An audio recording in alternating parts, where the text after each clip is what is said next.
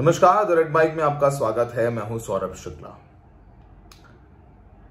चुनाव में जब मतदान चल रहा है तब भी भारतीय जनता पार्टी का ऑपरेशन लोटस जारी है। बीजेपी ने इंदौर से कांग्रेस के उम्मीदवार अक्षय कांति बम को बीजेपी में शामिल करा लिया है, यानी कि इंदौर की लोकसभा सीट पर बीजेपी की जीत लगभग तय हो गई है। आज 29 तारीख है और 29 तारीख ही आखिरी दिन था नामांकन वापस लेने का।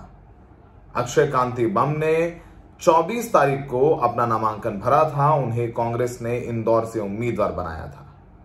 आज आखिरी दिन था नॉमिनेशन वापस लेने का और उन्होंने अपना नॉमिनेशन वापस ले लिया है। और हम सबको खबर मिली तब जब इंदौर से बीजेपी के बड़े नेता और मध्य प्रदेश कैबिनेट में मंत्री कैलाश विजयवर्गीय ने अक्षय बम के साथ एक तस्वीर ट्वीट की है। इस तस्वीर को ट्वीट करने के साथ साथ उन्होंने सोशल मीडिया पर लिखा है कि इंदौर से कांग्रेस के लोकसभा प्रत्याशी अक्षय कांति बम का माननीय प्रधानमंत्री नरेंद्र मोदी, राष्ट्रीय अध्यक्ष जेपी नड्डा, मुख्यमंत्री डॉक्टर मोहन यादव और प्रदेश अध्यक्ष वीडी शर्मा के नेतृत्व में भाजपा में स्वागत है। इस तस्वीर को जब आप देखेंगे तो कैलाश विजयवर्गीय आगे की सीट पर है और पीछे से अक्षय कांति बम दिख रहे हैं हाफ जैकेट पहने हुए। ये पहला वाकया नहीं है जब इस तरीके से एक सीट पर बीजेपी ने अपनी जीत लगभग तय कर ली है। इससे पहले सूरत में भी यही हुआ, जिसको कांग्रेस पार्टी चैलेंज करने वाली है कोर्ट में। वहां तो जो प्रस्तावक थे कांग्रेस कैंडिडेट के, उन्होंने ही अपना नाम वापस ले लिया, पीछे हट गए, जिस वजह से कांग्रेस के कैंडिडेट का नॉमिनेशन ही कैंसिल हो गया, यानी नामांकन ही कैंसिल हो गया। और वहां से जितने भी इंडिपेंडेंट या दूसरे दलों से उम्मीदवार खड़े हुए थे, उन सब ने धीरे धीरे करके अपने नाम वापस ले लिए और वहां से जीत का सर्टिफिकेट बिना पोलिंग के, बिना वोटिंग के बीजेपी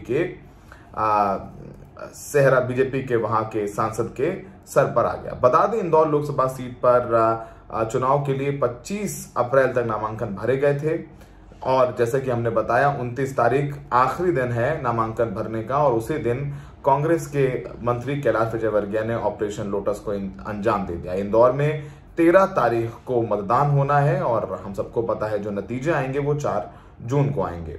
अक्षय कांति करोड़पति आदमी है। उन्होंने जब अपना नॉमिनेशन फाइल किया था तो उन्होंने अपनी संपत्ति लगभग 57 करोड़ रुपए बताई थी। अब अक्षय कांति बम जो हैं, उनके पास संपत्ति तो 57 करोड़ की है, लेकिन उनके पास खुद की कोई गाड़ी नहीं।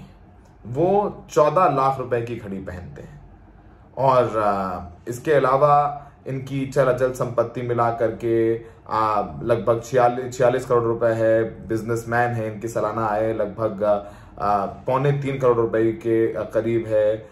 इनके पास 41 किलो चांदी है, लगभग 300 ग्राम सोना है। पत्नी के पास 21 करोड़ की प्रॉपर्टी है और उन्होंने स्कूलिंग की है, फिर मैनेजमेंट किया और तब से ये बिजनेस में चल रहे हैं। आपको बताएं कि जो बीजेपी के कैंडिडेट हैं वहां से मौजूदा सांसद हैं शंकर लालवानी, वो पिछली बार चुनाव जीते थे और इस बार भी बीजेपी ने उनको मैदान में उतारा है।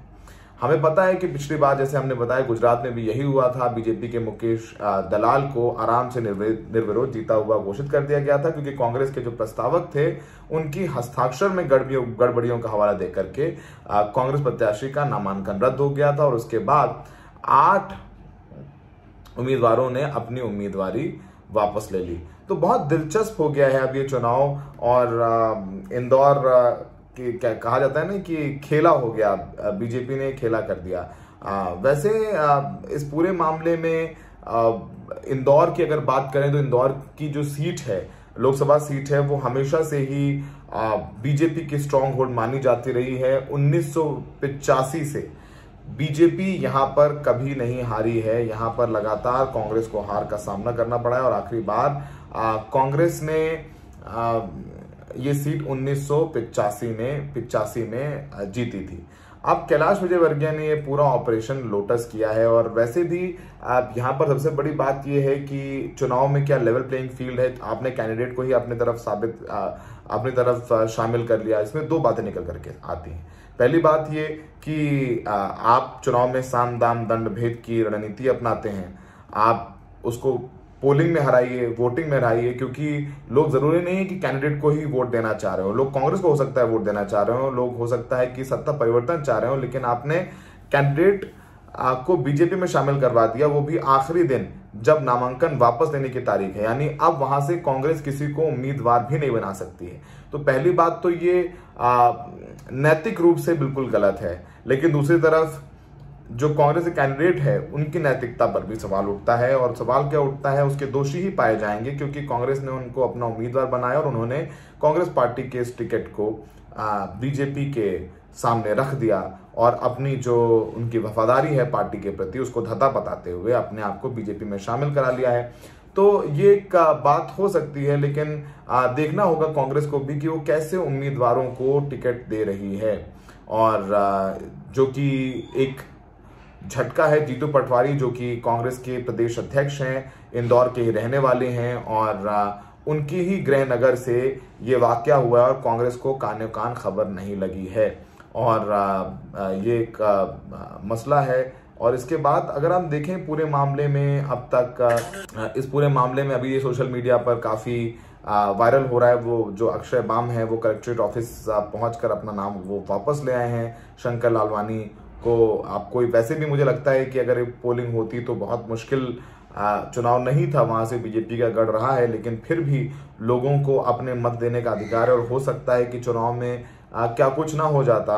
लेकिन इससे पहले विधानसभा चुनाव में अक्षय ने मांग की थी कि उनको टिकट दिया जाए, लेकिन कांग्रेस ने उनको टिकट नहीं दिया था विधानसभा चुनाव में, उनको लोकसभा चुनाव में अपना प्रत्याशी बना दिया था। तो अब ये अक्षय बाम हैं, वो बीजेपी के नेता और अमित शाह के करीबी कैलाश विजयवर्गीय के साथ उनकी गाड़ी में घूम रहे हैं। और इस पूरे मामले में आपको बताएं कि जो पीछे की कहानी जो समझ में आती है, अक्षय बाम के ऊपर कुछ केस भी हैं। अक्षय बाम के ऊपर एक 17 साल पुराने मामले में, जिस दिन वो नामांकन करने गए थे 17 साल पहले, हत्या की कोशिश का एक मामला था, उसमें इनके ऊपर हत्या के प्रयास की धारा जोड़ दी गई थी। केस चल रहा था लेकिन हत्या के प्रयास की धारा उसी दिन जोड़ी गई जिस दिन अक्षय बाम अपना पर्चा भरने गए थे, नामांकन भरने गए थे। और इसी के आधार पर बीजेपी ने मांग भी की थी कि अक्षय बाम का ये जो नामांकन है उसको रद्द किया जाए, क्योंकि शपथ पत्र में उन्होंने इसका जिक्र नहीं किया है। लेकिन जिला निर्वाचन अधिकारी आशीष सिंह ने भाजपा की आपत्ति को खारिज कर दिया था और इसी मामले में अक्षय बाम को 10 मई को कोर्ट में हाजिर होना था।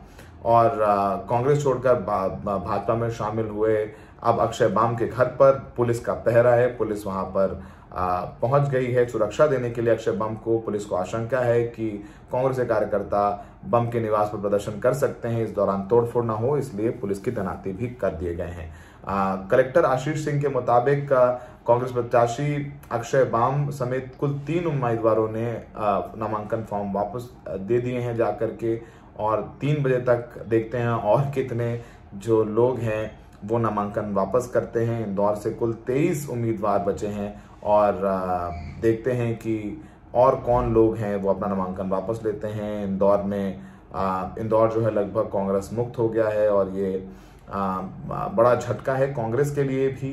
और सबसे बड़ी बात यह है कि इस पूरे मामले में मुकेश नायक ने जो कांग्रेस के प्रवक्ता है, उन्होंने कहा है कि उनकी संघर्ष उनकी लड़ाई जारी है, एकाधिकार पार्टी से है। बीजेपी साम दाम दंड भेद की नीति अपना करके लोगों को अपने खेमे में ले आती है। और तो कांग्रेस के नेता ये भी कह रहे हैं कि पार्टियों को तोड़कर दबाव बना करके उन्हें अपनी पार्टी में शामिल करवा करके 400 पार कराना चाहते हैं। तो अक्षय बाम जो हैं उनकी इस अपने पर्चा वापसी के बाद के कारण अगर देखें समझें तो यही समझ में आता है कि क्या उनके ऊपर पुलिस से कोई दबाव बनवाया गया। ये सवाल है कि वो अपना नामांकन वापस ले लें, क्योंकि उनके पास 17 साल पुराने मामले में उनके ऊपर हत्या के प्रयास की धारा जोड़ दी गई थी। तो क्या उनको डर था कि वो जेल जाते, या फिर वो पहले से ही मैच फिक्स करके बीजेपी के साथ उन्होंने प्लान किया, पहले कांग्रेस से नामांकन भरा, फिर और ऐसे दिन उन्होंने नामांकन वापस लिया जब कांग्रेस के पास कोई चारा नहीं है कि वहां से वो किसी दूसरे उम्मीदवार को मैदान में उतार सकें। अब देखते हैं कि किसी क्या निर्दलीय उम्मीदवार को कांग्रेस अपना समर्थन देती है। बहुत बहुत धन्यवाद।